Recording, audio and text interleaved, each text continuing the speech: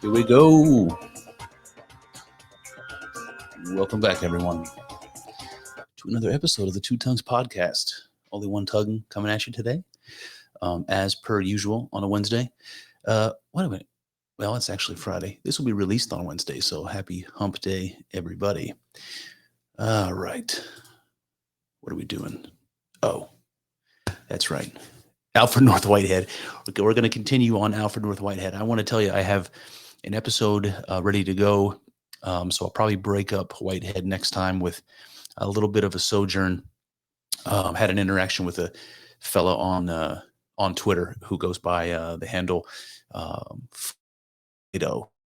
The to be talked about to be a reference to Alfred North Whitehead himself, who said that all of Western philosophy consists of a series of footnotes to Plato.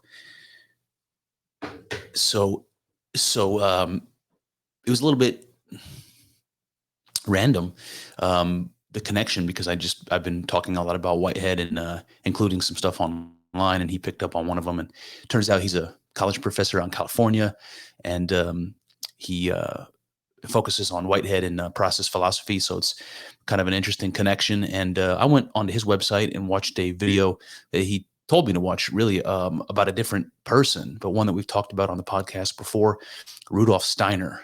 So I watched the video, and they talked a lot about Plato and a lot about Whitehead and very little about Steiner. So I was a little disappointed, but I wanted to talk about that one. So I'll have some stuff to say on that front. But today we're going to continue on with Whitehead. And I want to say the last time we got together to talk Whitehead, I told you that it was my favorite reading in Whitehead so far. So what that last chapter was for me was a bunch of the content that I was hoping to hear from Whitehead, and a bunch of the talk about God, really, and his metaphysical system, and where the fundamental, where the absolute principles are. And we talked a lot about that last time. So for me, that was great. I loved it. This time, though, for the following chapter, it was, if I'm being honest, it was my least favorite reading in Whitehead so far. And hopefully for that reason, this will be a shorter episode. But I guess what I want to say is I skipped a lot of it because I didn't think it was interesting. And I thought it was wildly speculative. And I'll explain this. I'll get into this in more detail. But it seemed to me like Whitehead was over-explaining a bunch of things. Earlier when we were reading Whitehead and he was talking about all these fundamental constituents of his model, of his process model of reality, he was talking about all kinds of things like eternal objects and actual entities and concrescence and all kinds of things. I don't know about you, but I don't think he did a great job explaining what any of that means. So I've cobbled it all together as best I can. I get some idea of what he means. It doesn't seem to me like my understanding of Whitehead is the same as other people's understanding of Whitehead, and maybe I'm wrong. I'll say this time and time again. Maybe I don't understand it well enough. Maybe it's over my head. It doesn't seem to be. It seems to me that I understand what I'm reading. It's not easy, but I'm getting there. But it wasn't clear to me when he was talking about laying out this model that it was clear what any of these ideas really mean.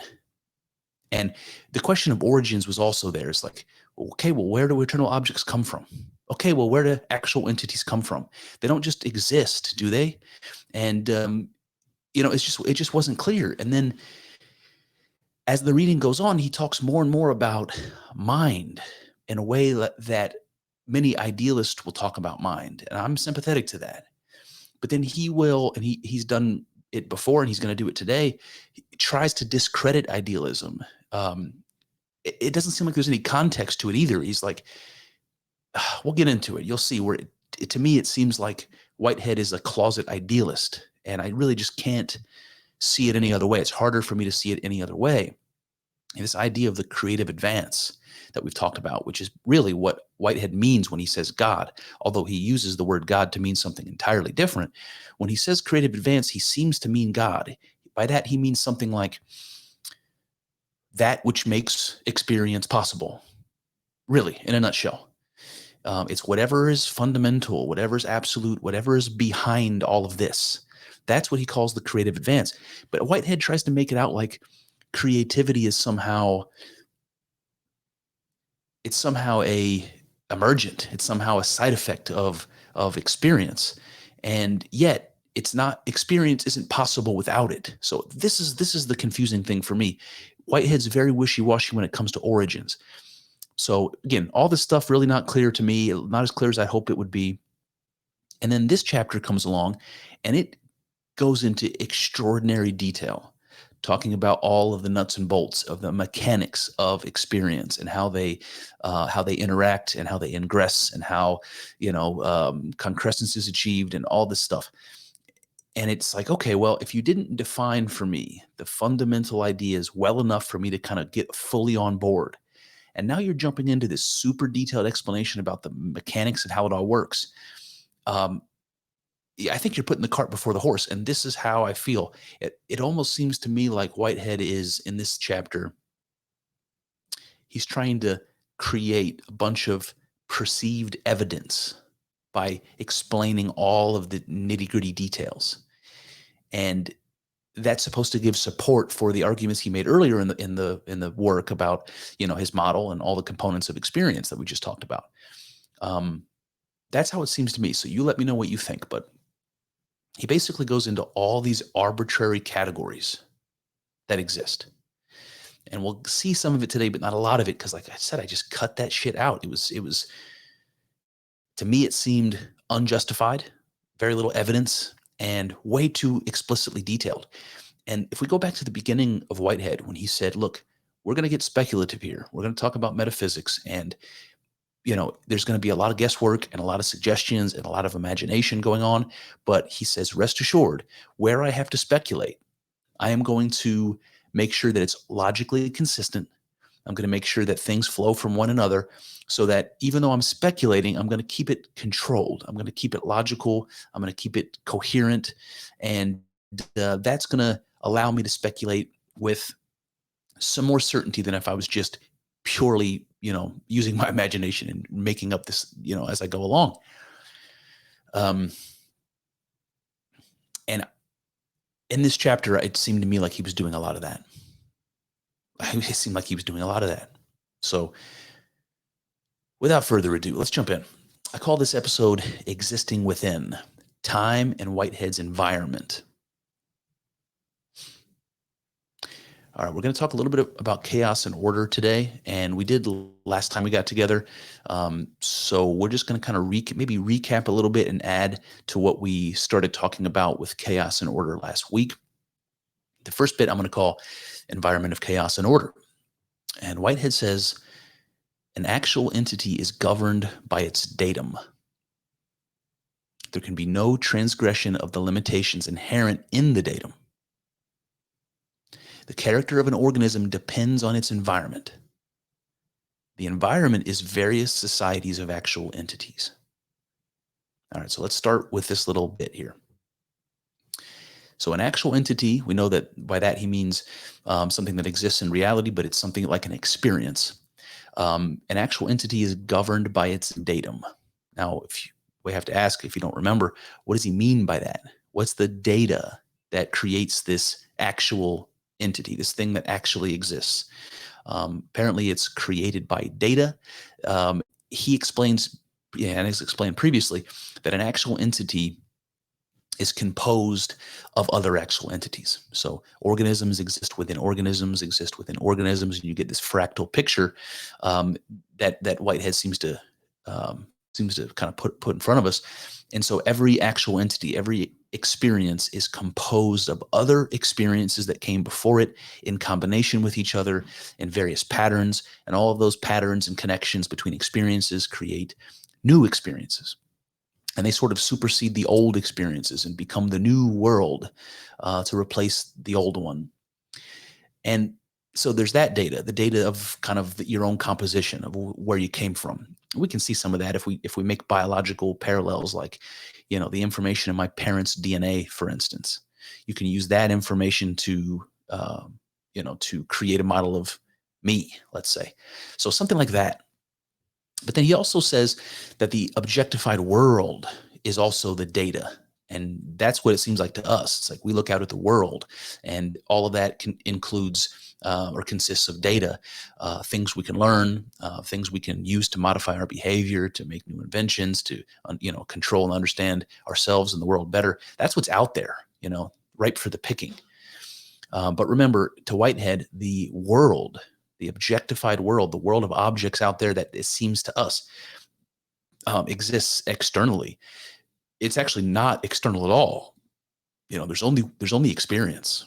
And so the thing we are and the thing the world is aren't any different from one another. We're both experiences. The difference that it seems to us is that we have the perspective of a subject. We have a subjective experience and a subjective perspective. So we look at the world as objects. They seem to us to be not the same thing as us, but something other than us. And it seems that way, not because it is that way, but because we have this extra quality of being a subject.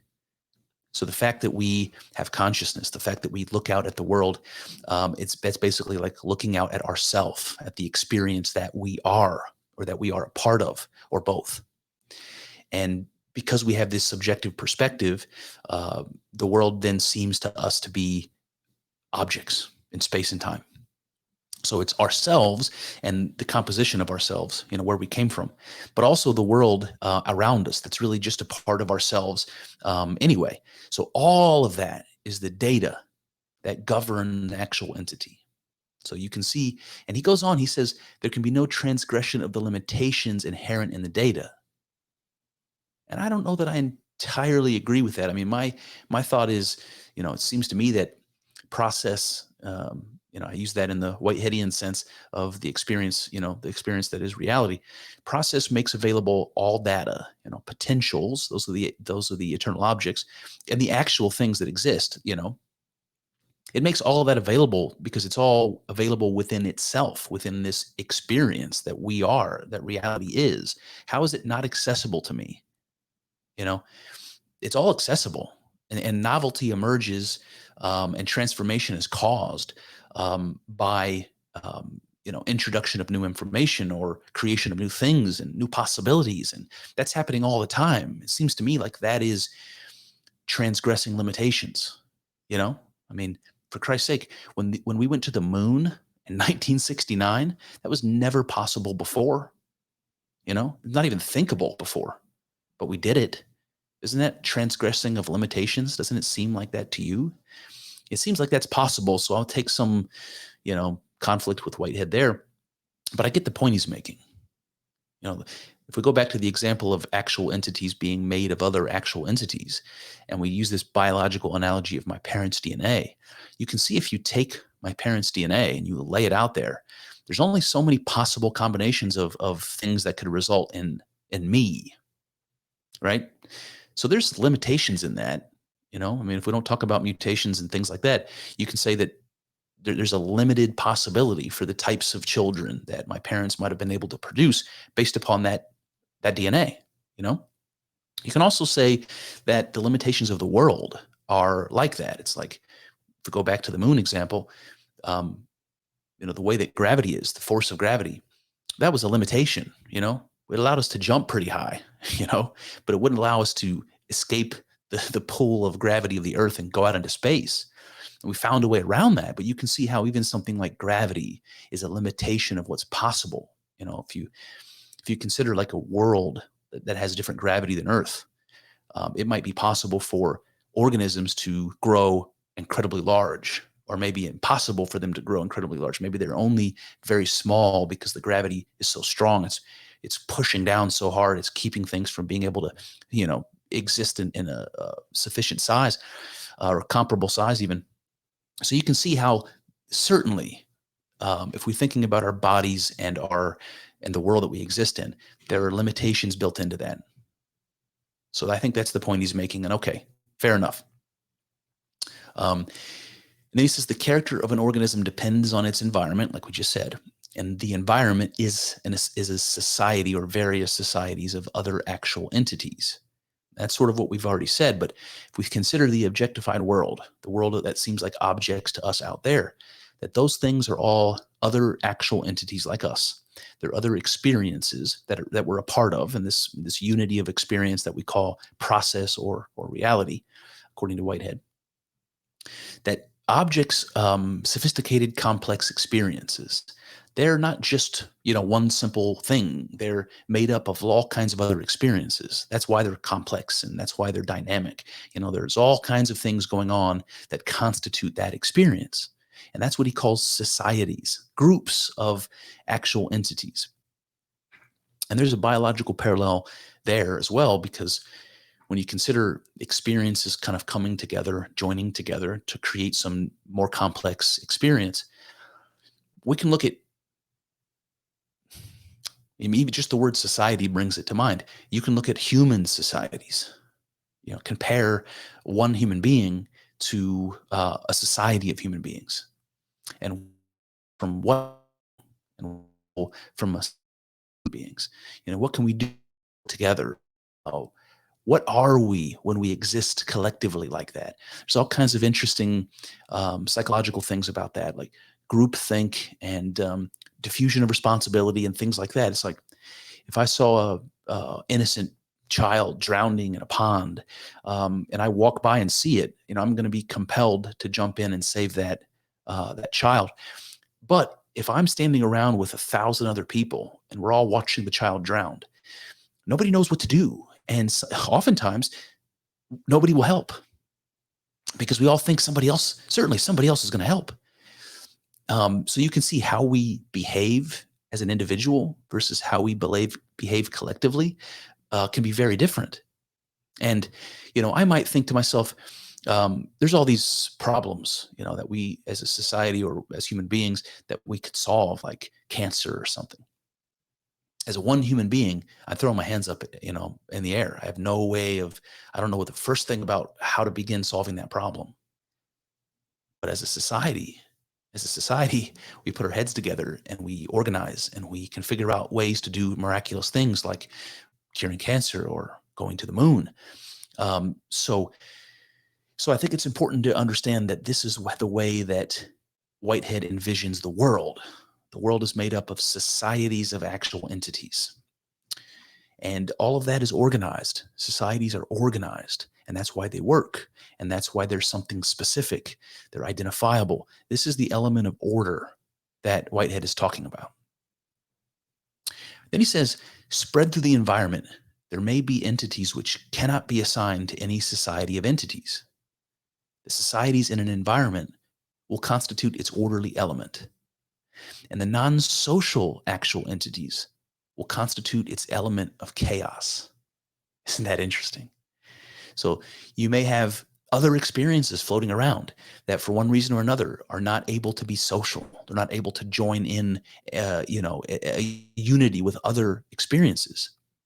So these are radicals that are swimming around in the midst of all these societies. These are the barbarians at the gate, you might say. He says, if there is to be progress beyond the limited ideals, the course of history must venture along the borders of chaos. Okay, it's amazing, really, for lots of reasons.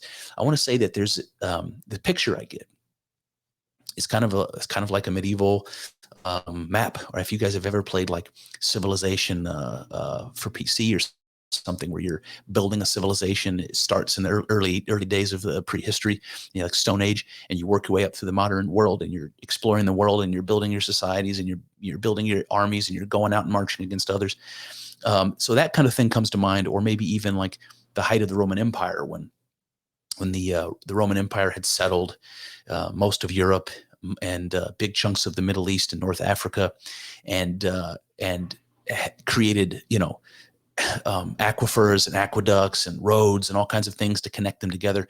And suddenly all these societies are more organized. They're trading together. They're governed by the same laws. They're organized and they're working like they've never worked before. And they're benefiting like they've never benefited before. The Pax Romana comes to mind, the Roman peace. So you have this big organized group that through a lot of work and effort are doing great things. And then the Goths show up, the Visigoths show up, or the Mongols show up, or whoever it is. I don't know enough of the history, but these barbarians, they show up and they start affecting the culture. They bring in ideas that are unusual. They attack towns, they sack things, they start creating chaos. They start breaking down the order. And what happens is a lot of bad things, but also long term a lot of good things that we don't think about.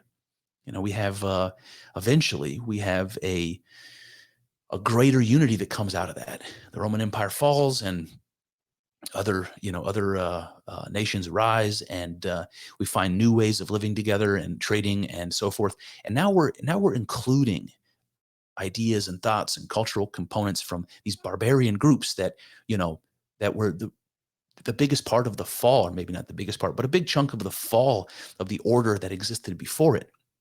And the new order that comes about is something more inclusive. It's something more complete. It's something interesting and novel and new that never could have existed before. The creation of something new, right? And this is what Whitehead seems to be saying about these antisocial or non-social entities that are floating around amongst all this order. They're there. They're like raw material for some novel experience, something new, a new creation. They're the barbarians at the gate. And then this last sentence where he says, if there is to be progress beyond limited ideals, the course of history must venture along the borders of chaos. I just can't help but think of Jordan Peterson. I mean, that could have been something in Maps of Meaning easily.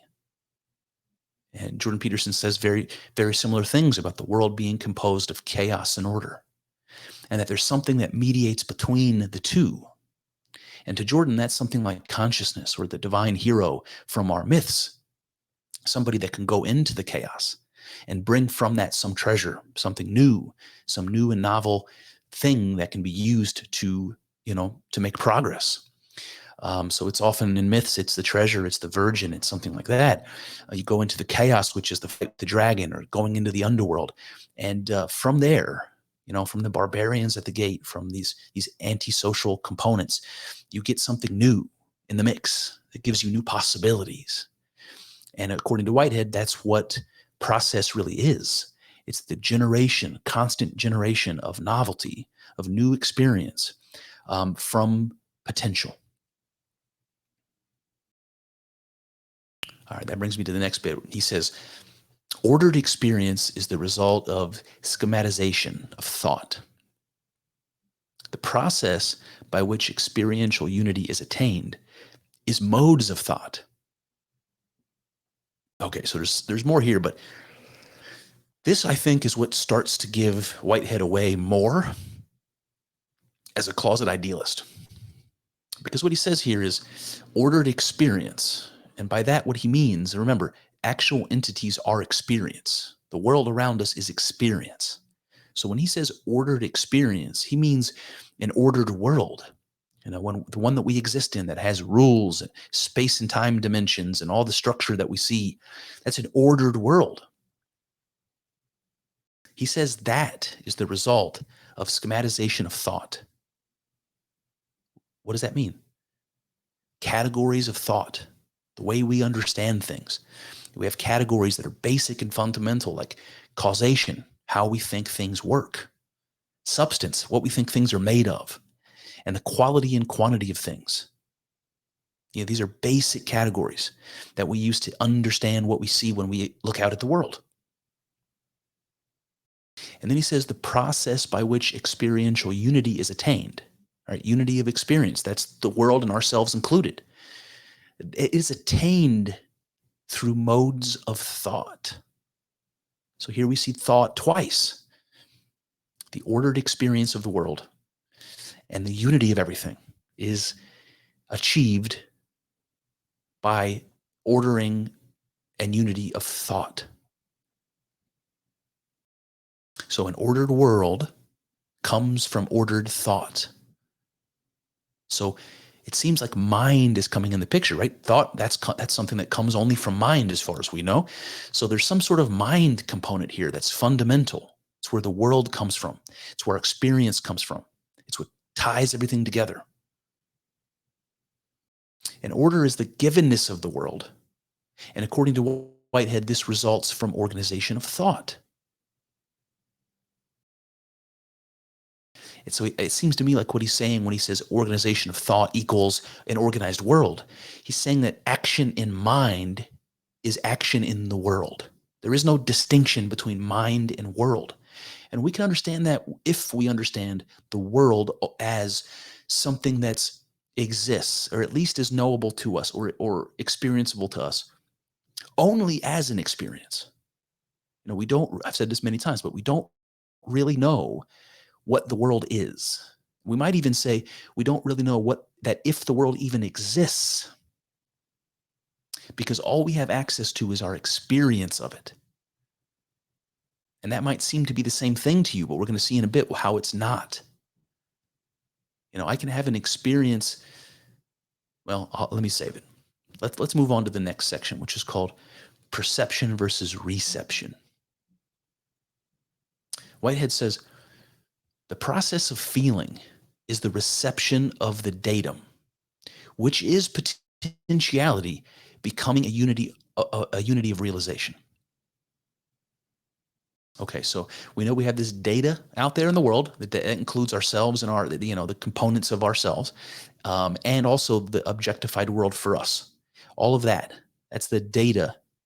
Now he says the process of feeling is the reception of that data. And again, we're talking about perception versus reception, so we're going to talk about what that means, what the distinction is. See, he seems to say something like, we feel something.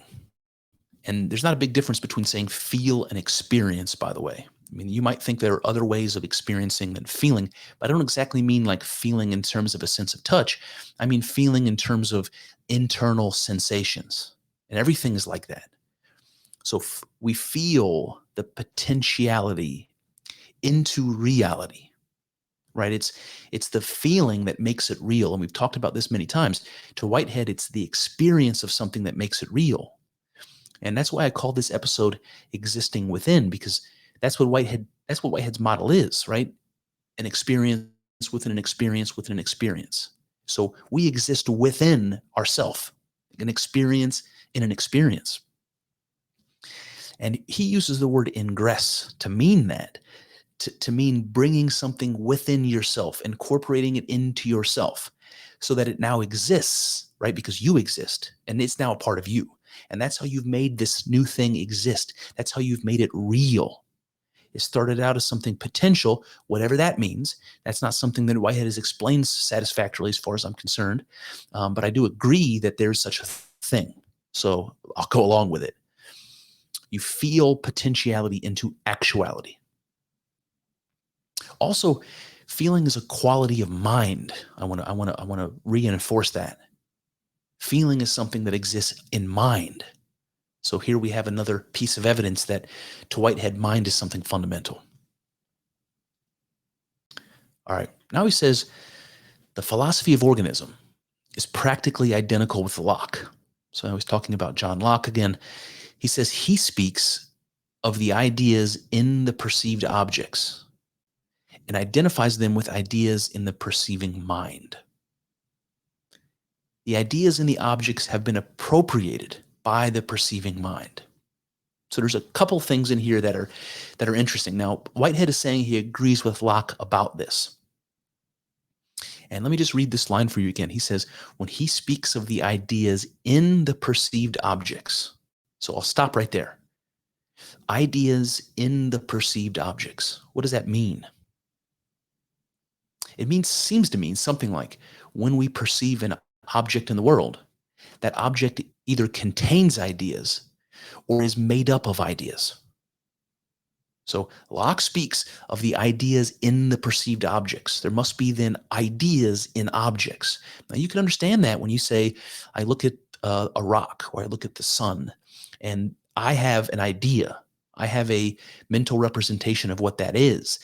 I might even be able to give you a cloud of associations of ideas that are attached to that. The sun is bright, light, heat, all sorts of things that you might think of that are associated with it. These are all ideas, right? They're all ideas, at least to us. The question is whether there's anything real behind those ideas. I don't even know what I mean by real exactly when I say that. Anything objective. So again, Locke speaks of the ideas in perceived objects and identifies them with ideas in the mind, the perceiving mind. So I ask, are there ideas in objects? Are they made of ideas? And what does this mean?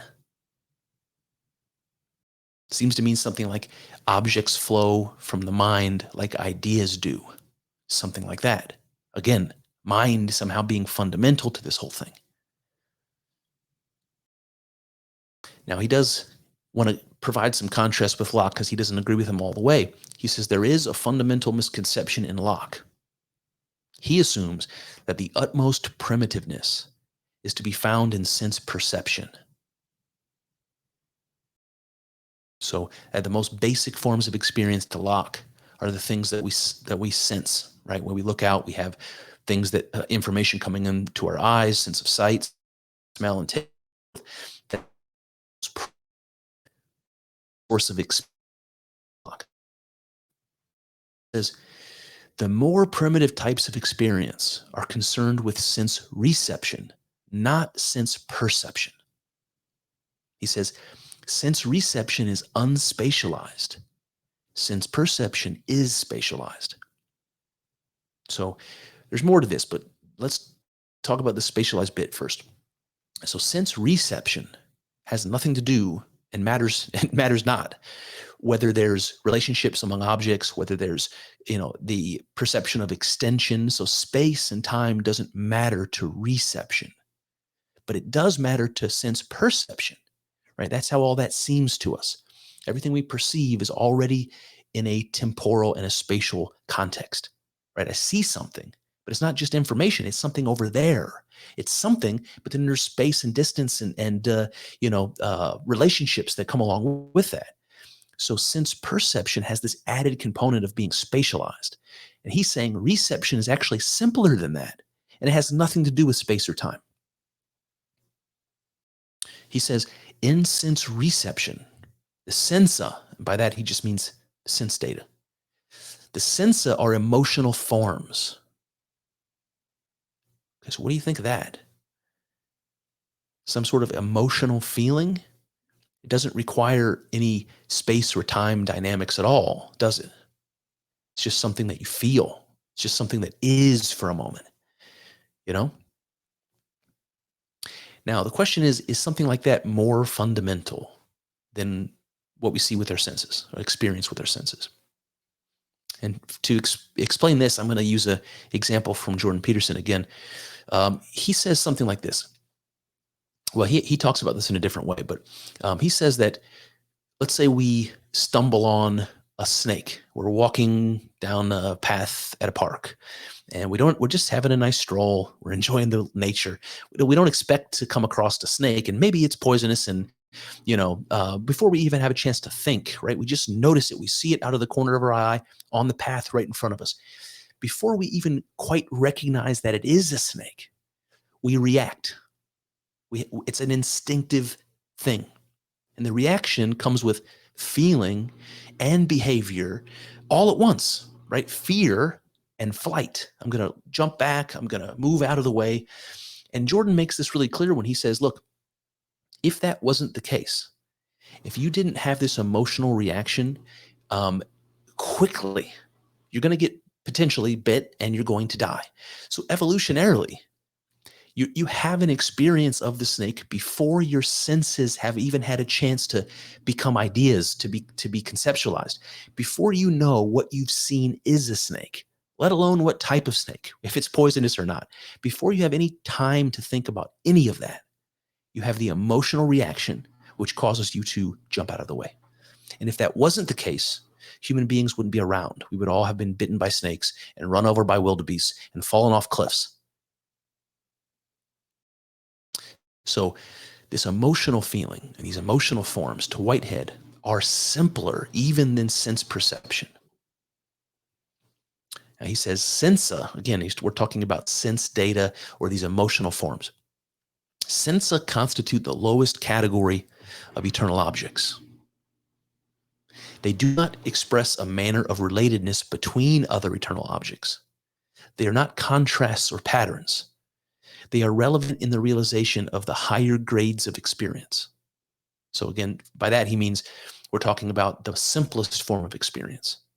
And he says that those things are part and parcel to more complex or higher forms of experience. So you might say that the emotion that you feel when you jump away from a snake, once you have a chance to realize, assuming you're out of the way and you're not dead, once you have a chance to realize there's more to it, there's the visual idea of the snake, maybe there's identifying what type of snake it is, how it moves, all this other information comes flooding into you.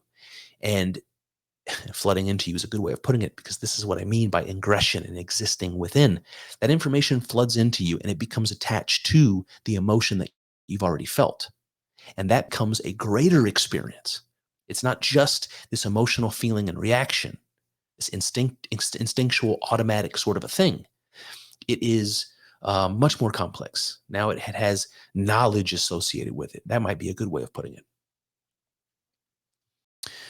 All right, so to try to understand emotional forms as the lowest category of eternal object, um, I want to put it this way: you might imagine feeling emotions or feeling as a fetus or as a very very early stage fetus, let's say, something that you probably don't have, let's say, the developed biology to where the fetus is experiencing other things, right? Maybe it doesn't, its eyes, its ears, all those things aren't developed well enough. So it doesn't get any of those experiences. But you can imagine, at least I can, that it feels comfort, when mom eats and it gets that nourishment, or it feels comfort with the warmth in the dark of being in the womb. It feels that. Um, there's some interesting research. It's old, but you may have heard of it before, where they did experiments with rhesus monkeys, I believe, and they took the children away from the mother, and some of the children were just allowed to exist without any care, without any interaction with their mother.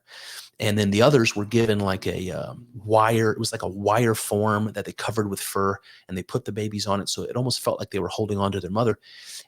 And they were just proving that if you don't give comfort, if you don't give touching and caressing and warmth to really young babies, that they will not flourish, and many of them will die. Jordan Peterson's put it this way. He said that it. Oh, I'm gonna mess this up. That type of of comfort and that type of physical stimulation encourages the psyche to continue, right? To not give up. I've talked about this before. It's like, the idea of being born. There's a way of thinking about that where you're in this place that where all your needs are satisfied. Your mother eats, you get the nourishment. You're never hungry. You're never cold. Nothing's being asked of you. You're not tired. You're not strained. You're not stressed. There's not a lot of negative emotion. Like that seems like an ideal situation for some people. It's like the way people feel when they put that heroin needle in their arm and drift off into oblivion. Um, and when children are born, you're sort of ripped from that experience, and you're given an opportunity to exist or to not exist. And some children don't flourish. Some babies don't survive. Some people commit suicide. Some people, do drugs until they die. It's like wishing for oblivion, wishing for the state where everything is taken care of for you, and you have this sense of comfort. So there's something deeply, deeply true, I think, about the notion that a fetus, let's say, that isn't capable of feeling any other sense experience, still has emotional experience. That's all I'm trying to say. All right, he goes on. He says, A synsum requires wider complex eternal objects, which include it as a component. So this seems to be a little bit contradictory to what he said before, honestly. And there's going to be a lot of that in today's episode, which is partly why I thought this was, you know, my least favorite reading so far. And Whitehead exposing so many of these internal contradictions that seem to be contradictions to me. When Whitehead said in the beginning that he was going to structure his metaphysics to avoid, those sorts of internal contradictions. So the claim being made here is that these emotional feelings require more complex experiences. Like I was describing earlier, where I said the emotion can kind of, the emotional response to the snake can be included with all the knowledge, information that you're getting afterwards, after that emotional experience that you're taking in, and they kind of join together.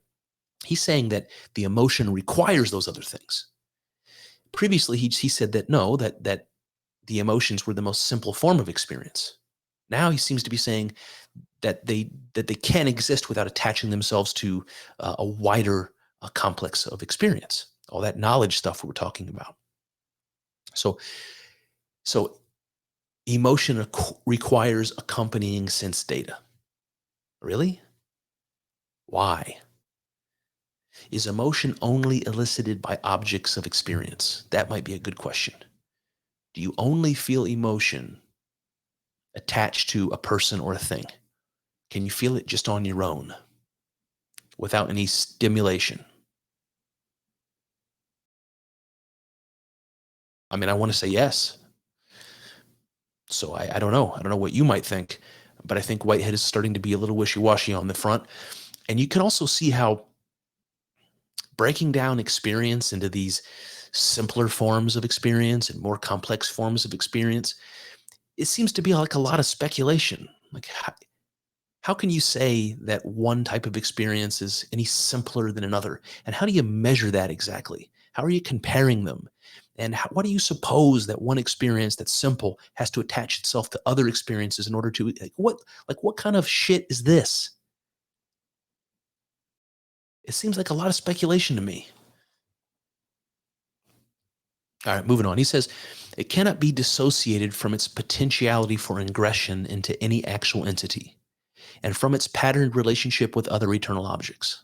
So here is just more of the same, that this simple emotional form can't be dissociated from its inclusion in other in other kind of greater, more complex experience, or its relationship among them. He says each synsum shares the characteristic common to all eternal objects, that it introduces variables in form. Okay, this I like. This is a little bit of a recap of what he said in earlier parts of the book. But here he's just saying that these emotional forms, just like any eternal objects, just like any of the qualities of our experience, that they're serving the same function, and that function is to introduce variables in form. So again, we talk a lot about potentiality and actuality, and this is the idea that Whitehead brings up when he talks about process. Something starts as potential. That's what That's what Whitehead calls these eternal objects, and they become actualized. They become real through this process of concrescence that he talks about. So something that's potential has to become something real, and so something potential has to become something specific.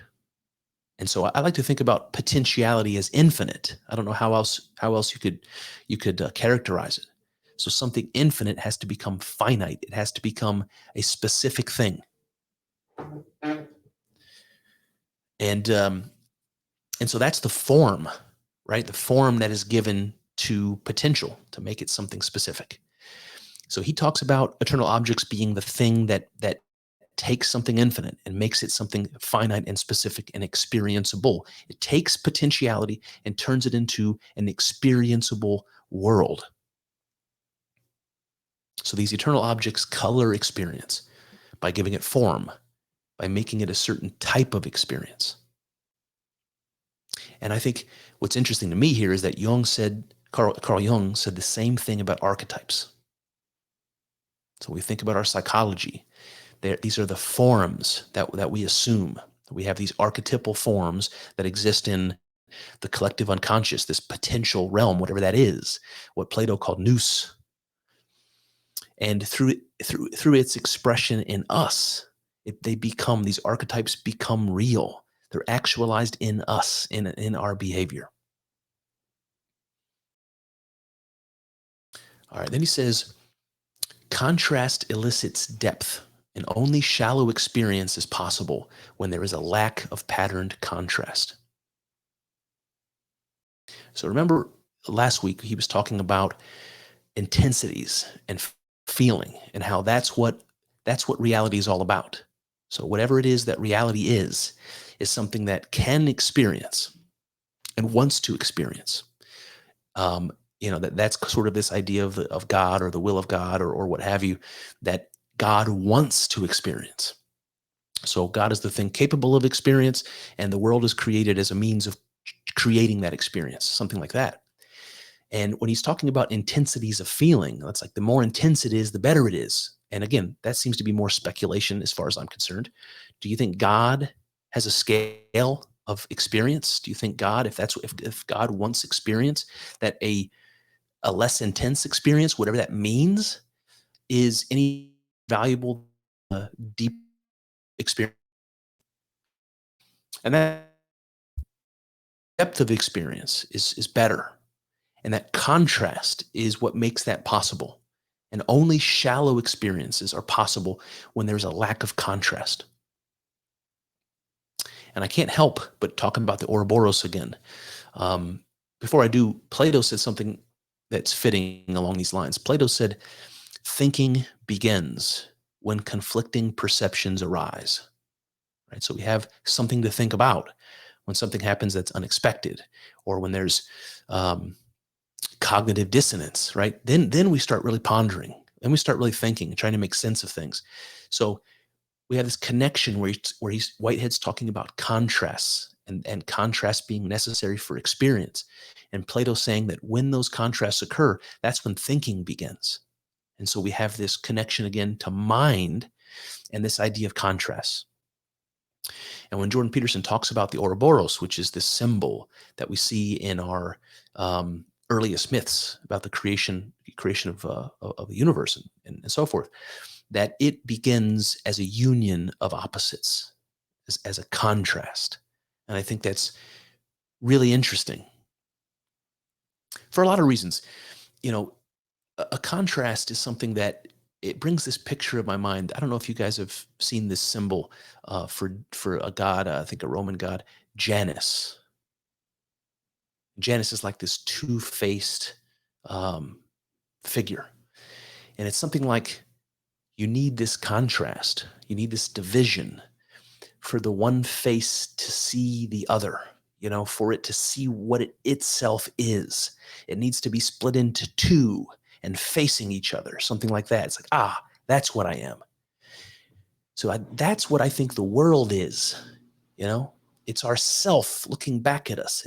It's again, to Whitehead, ourselves and the world are both actual entities. We're a unity of experience. And this separation, this arbitrary separation that exists between us, this thing that we call our subjective perspective, that makes the world seem like objects and not part of ourselves, that's this division, that's this limitation of the infinite that's required to make experience possible, to allow us to look at what it is we are, to experience what it is we are.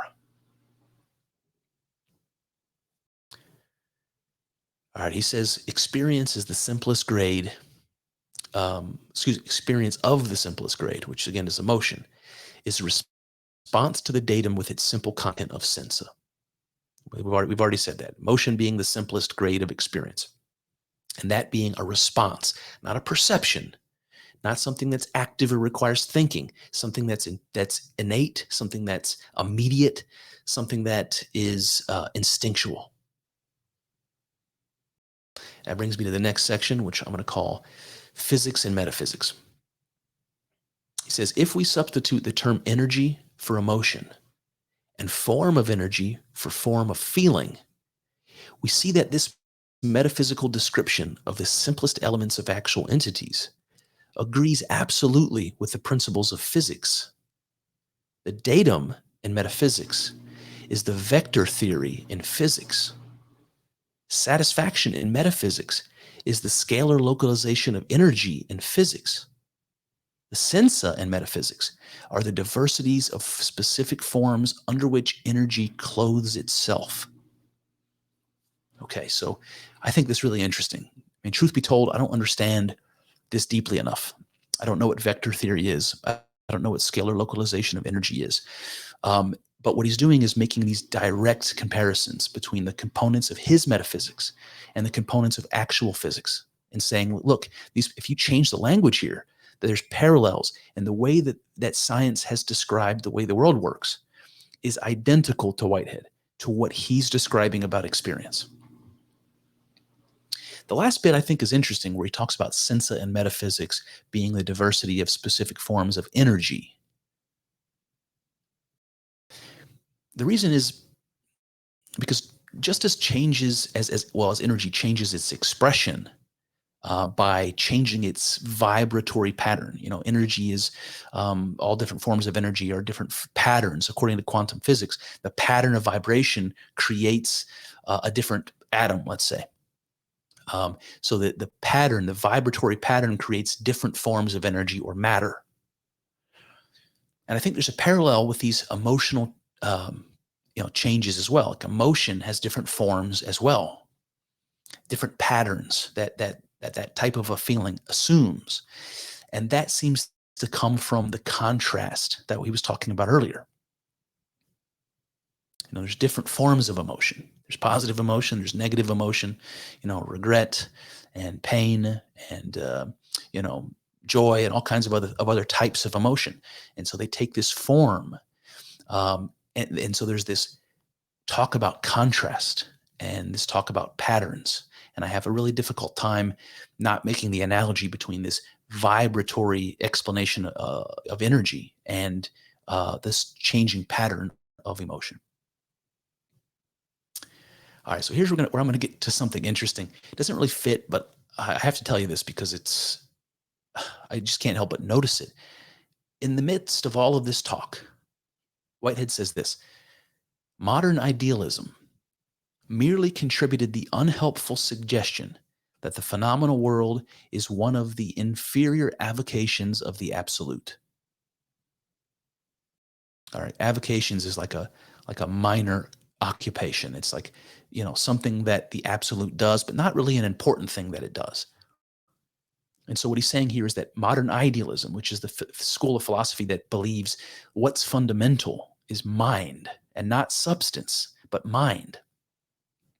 He said that idea has only contributed the unhelpful suggestion that the phenomenal world is one of the inferior avocations of the absolute. The phenomenal world is sort of a inconsequential side effect of whatever it is God is. So there's a criticism of idealism here by saying that all it's contributed is this unhelpful suggestion. You can see he's not saying anything good about it. And it seems to me strange and out of place as a criticism. It's no context really in this chapter, why it should exist, why it should be put there.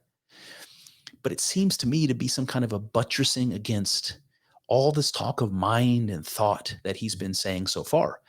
The role that mind is assuming in his philosophy. I wonder, is Whitehead suggesting that the phenomenal world, the creation of the world, of the cosmos, should that be considered a primary function of the absolute? Or is there some deeper criticism here?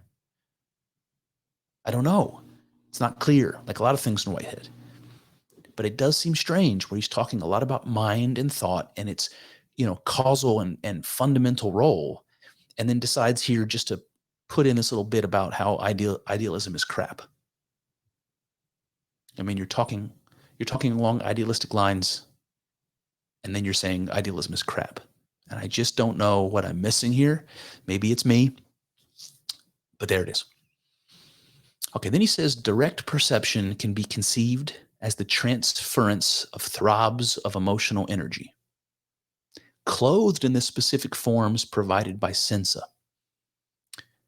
Okay, so here you have another analogy really to the scientific or the quantum physics world. Quanta, just that word, it comes from the idea that energy doesn't move in a continuous flow, but in little discrete packets. That's what they call quanta. So energy itself moving through the universe, creating all the things that exist and all the interactions between them, that stuff's all happening as little throbs of energy, little packets of quanta going out into the world, following these specific patterns. And Whitehead is making the same connection to perception. We look out at the world, and what we're perceiving is throbs of emotional energy. Those throbs of emotional energy are clothed in specific forms provided by sensa, provided by our emotional reaction to them. I suppose if the emotional reaction I received from a snake was like the same thing that I would feel from holding my newborn child, that I would end up a dead man. So it's important that the throbs of emotional energy take on a form that allows me to experience it, that allows me to have knowledge of it. He says direct perception is the efficient causation operative in the world. And this is something that's baffled me. It baffled me when David Chalmers said it. It baffled me when Dr. Sherstead Hughes said it, that consciousness is causation, or that consciousness and causation are so deeply linked that it's difficult to even separate them, which is what Chalmers said. Direct perception is the efficient causation operative in the world. So you have to know a little Aristotle here. What is efficient cause, final cause, that kind of thing? Efficient cause is the agent of change, the thing that makes the change happen specifically. It might not be the cause of that, the origination point, but it's the thing that actually makes the change happen. And he says direct perception is the efficient cause operative in the world. Again, sounds a lot like ideas from quantum mechanics, the observer effect, right? When I have this quantum, objective, let's say, quantum expression of reality, that it is a wave pattern. But when you try to prove it, when you try to observe it, when you make an observation, it doesn't. It collapses. The wave function collapses and becomes something with a specific, attributes. It becomes a particle and no longer a wave. And the observer is necessary for that to happen. You can think of the quantum. I do. You can think about the quantum wave function as potential. But when it's observed, it collapses into reality. It's exactly like Whitehead talks about, the potential becoming the actual. And the agent of change is direct perception. Again, what does perception? You might say consciousness, but you might also say mind. He says it describes how ideas are absorbed into the subjectivity of the percipient and are the datum for its experience of the external world. Perception is the cause of potential coming into you and becoming through you actual. It's an idea like incarnation. Potential is something like God. Becoming actual is something like being made flesh. It's like the Jesus story, something like that. So perception is causal. It causes ideas to become the actual world. I wonder, is this support of the objects as ideas notion that we talked about earlier? Are objects made of ideas? Yeah, this is not congruent with his criticism of idealism, which again, as you see over and over and over again. Mind is causal. I don't know how you avoid saying that mind is fundamental if you believe that mind is causal for the world, for the actual world. All right, he says, in the higher grades of perception, vague feeling differentiates itself into various types of sensa, touch, sight, smell, etc. And then he says the animal body is the immediate part of the general environment for its dominant actual occasion, which is the percipient. Okay, that's an interesting thing. The dominant actual occasion. So you have to imagine that these actual entities, these experiences that join together to become societies of experience, these more complex versions of experience, you might call human being one of those. He calls it dominant. And by that, he means in charge. He means the one that has the subjective experience, the observer, right? And so there's a connection to mind again there. But I think what's important also is he's saying that the body is the most immediate part of our environment. So we exist within our bodies and we exist within the world, both of which are our environment. Okay, then he says, pure receptivity and transmission give place to the trigger action of life, whereby there is a release of energy in novel forms. So there's more to that. But just to that sentence, I have to say, what the fuck? What is it? What are you, what? This is the kind of speculation that I want to point out. Pure receptivity and transmission give place to the trigger action of life. Let's stop there for a second. So what does he mean by pure receptivity? He's talking again about the difference between perception and reception. So data comes into us, we receive it, and we have a reaction. We experience emotion. And he said that is the trigger action of life. That's what makes life happen. Now, I don't know if you think about life as psyche, spirit. I don't know how to separate the idea of life from experience or consciousness.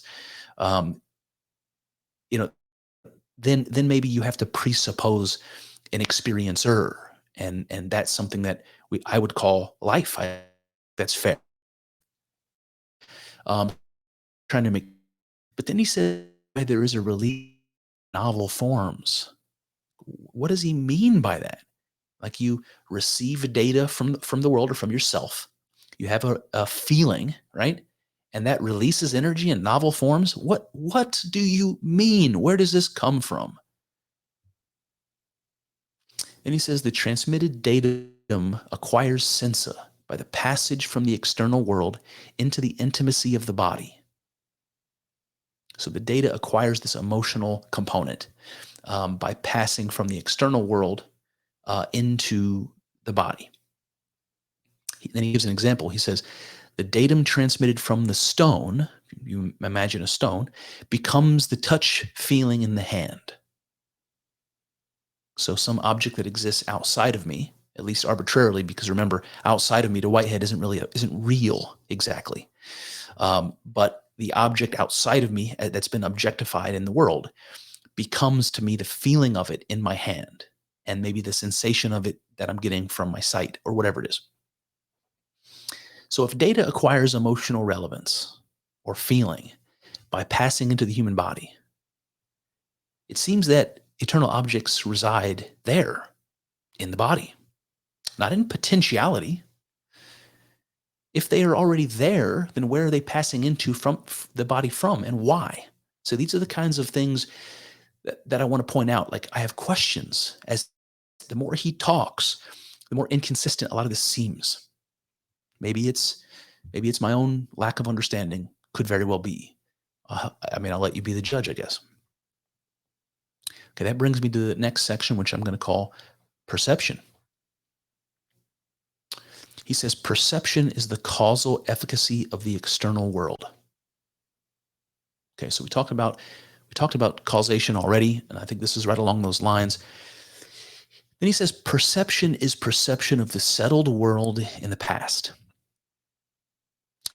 Perception in this sense will be called perception in the mode of causal efficacy. So this has something to do with the limitations of our environment, right? And I think what he means here when he says perception is perception of the settled world in the past, he's talking about this objectified world for us is really made up of the experiences that came before it that created it. Just like we're made up of other experiences, so is the world, right? This is a unity of experience to Whitehead. We're all one thing.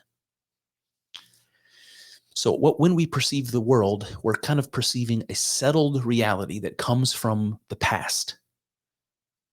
And he says memory is an example of perception in this mode. For memory is perception relating to the data from some historical root. Okay, moving on. He says presentational immediacy illustrates the world in respect to its potentiality for subdivision into actualities and the scheme of perspective relationships they make possible. So remember, to Whitehead, experiences are going to have relationships with other experiences. They're going to come together to join societies and become new experiences that are more complex. And that process just goes on and on and on and on. And so the world, he says the world in respect to its potentiality for subdivision, that means, to become other experiences other than what it is. Presentational immediacy is, the way we perceive the world is, it's almost like perceiving the potentials for what the world can become. So this makes me think of, was it Michelangelo? Yeah, Michelangelo. There's a story about Michelangelo when he was having the marble extracted from the mountain that he was going to use to carve the statue David, famous statue David. That he stood there staring at the mountain of marble, and he was imagining David, already carved and fully done. He was looking at this mountain and seeing in it what could be. Something like that. This is what I think he's trying to say. But then he says this, but it gives no information as to the real potentiality. This is kind of like a veil of perception idea. Presentational immediacy tells us nothing about objective reality. It's representational, just as Descartes said that the idea of the sun is all we have access to. Right? We don't have access to the sun itself, only the idea of the sun. We have access to what exists in our mind, but not what exists in the objective world. There's a difference between our experience and the objective world, or at least there may be a difference. We just don't have any way of knowing it. And he says presentational immediacy illustrates potential subdivision within a cross-section of the world, which is objectified for the percipient. Okay, that's what we've already said.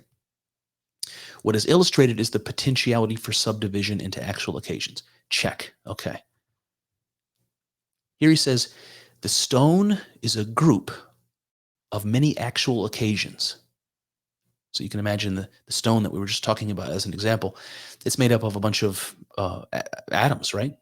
And that these are all entities, just like you and I, according to Whitehead. They come together to create the stone. So the stone is made up of a bunch of actual occasions. Then he says, but the stone and the percipient, the person who's perceiving the stone, are connected together in a unison of becoming.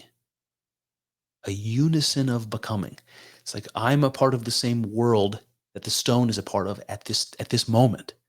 And that will change. At some point, the stone will become atoms again. The stone will become, crushed and become a different object altogether. I will disappear. But for now, I am connected to this stone, to the objectified world and all of the objects in it, in a unison of becoming. We're sharing this moment together where we're both becoming whatever we're going to be. And then he says duration is termed unison of becoming.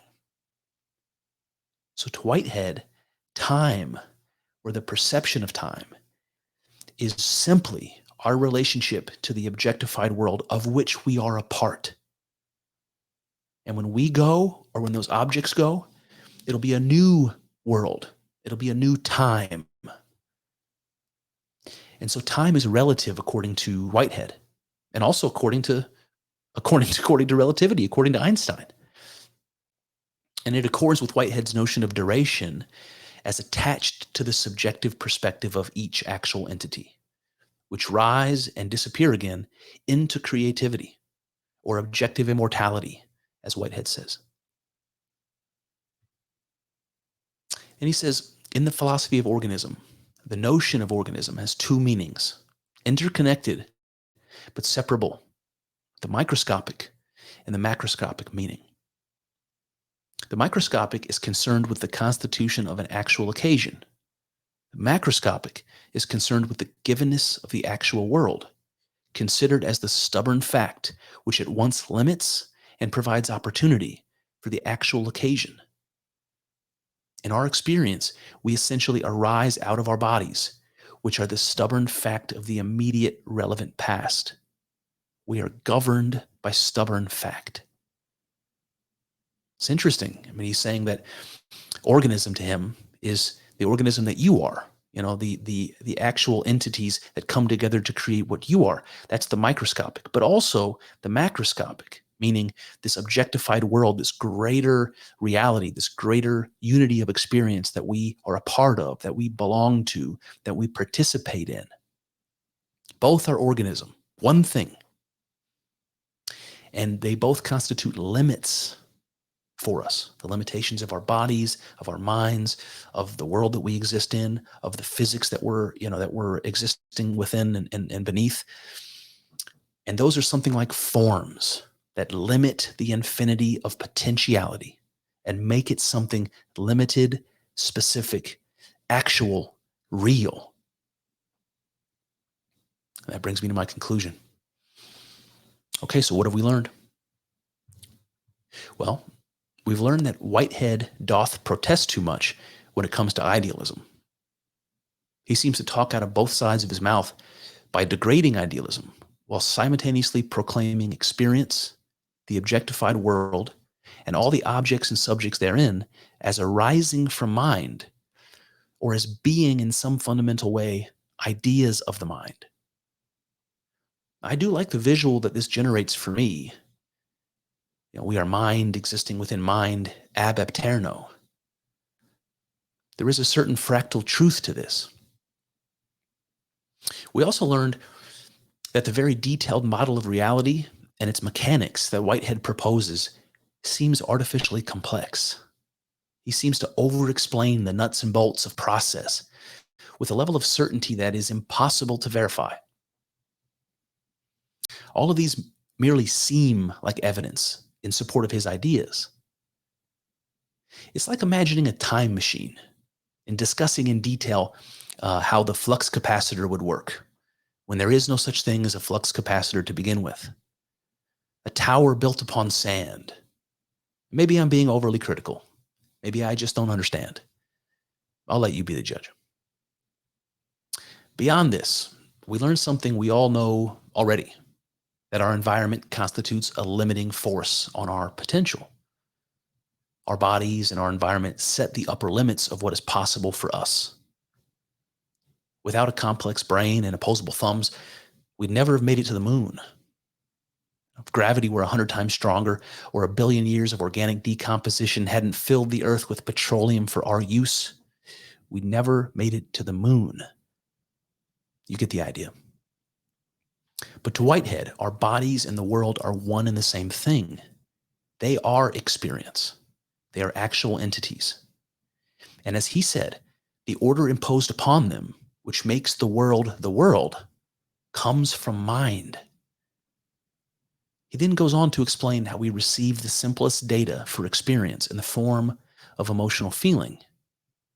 Contrasted to sense perception, reception, as he calls it, is somehow automatic, instinctive. It is immediately felt and requires no consideration. Feeling is advanced as another sense apart from sight, smell, taste, hearing, another way of knowing. Again, I point out that sensing and feeling are capacities of mind. And we reach the icing on the idealist cake when Whitehead agrees with Descartes that objects are composed of ideas. Here, Whitehead admits that objects, including ourselves, are reducible to ideas. Now tell me again, where ideas come from and where they exist. Oh, in mind, you say. A strange thing to hear from someone who dismisses idealism, don't you think? Well, there you have it. That's one avenue explored.